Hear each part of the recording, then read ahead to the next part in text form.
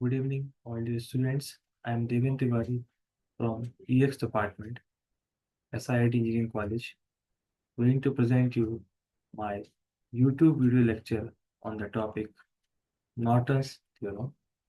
So I'm going to share you my screen.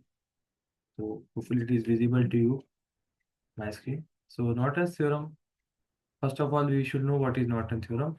Norton theorem is the converse of Thevenin's theorem. It is also known as Mayer-Norton theorem. It was independently derived at American Bell Laboratory by researcher Hans Ferdinand Mayer, who worked for Siemens and Halsky. But Ian Norton is the person who originally created it in this laboratory. In simple terms, Norton theorem proposes that it's possible to reduce any linear circuit into a more manageable equivalent circuit. This equivalent circuit will have a single current source and a parallel resistance that connects to a load. Move to the next slide. So this is the statement of Norton's theorem. Now we are moving towards the next slide. Definition of Norton's theorem. Norton's theorem states that any linear circuit, regardless of its complexity, can be simplified into an equivalent circuit with a single current source in parallel with a single resistor. This simplified circuit is known as Norton's equivalent circuit.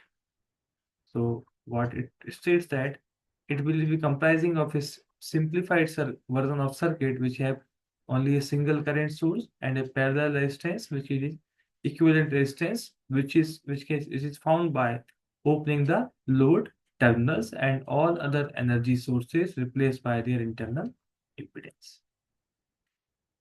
Norton's theorem statements. Statement, we have to see statement.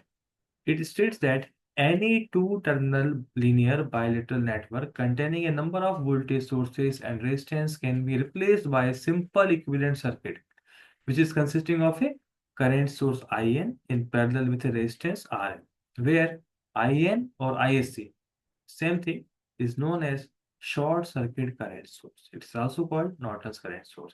What is RN?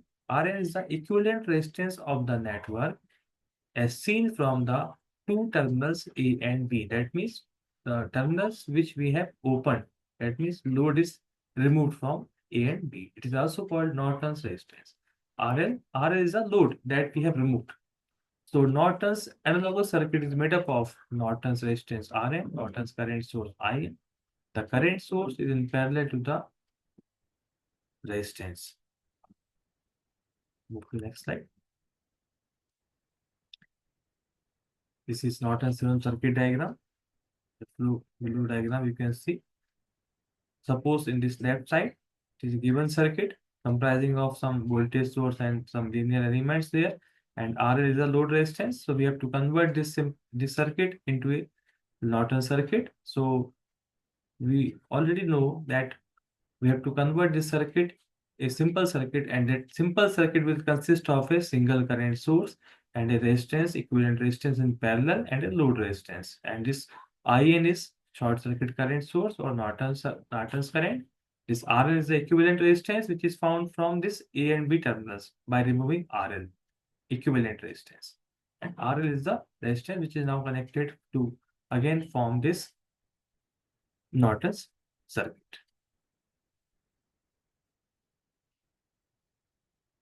So when we convert to a simple circuit, we have to find out load across current.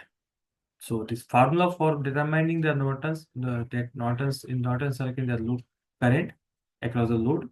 So IL is the load current, which is given by IN, that means Norton's source, multiplied by RN, that means equivalent resistance, divided by RN plus RL.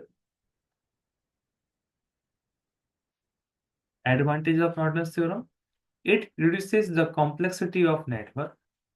Easy to solve circuit with a current source, parallel resistance. When the load is connected in parallel, there is one limitation. Norton's theorem cannot be applied if there is a magnetic coupling in load. Also, if the load is in series or in parallel combination with dependent source, there should be no dependent source in this theorem. We cannot apply. Applications: in replacement of large part of network to a simple circuit, used in simplification of network in terms of current instead of voltage. It also helps to accomplish a maximum transfer of or power. So in this way, Norton's theorem, we can convert a circuit into a simpler circuit and we can determine the current across the load resistor. Hopefully you can understand this video. Thanks for watching this video. We'll again meet in next video. Thank you to all of you.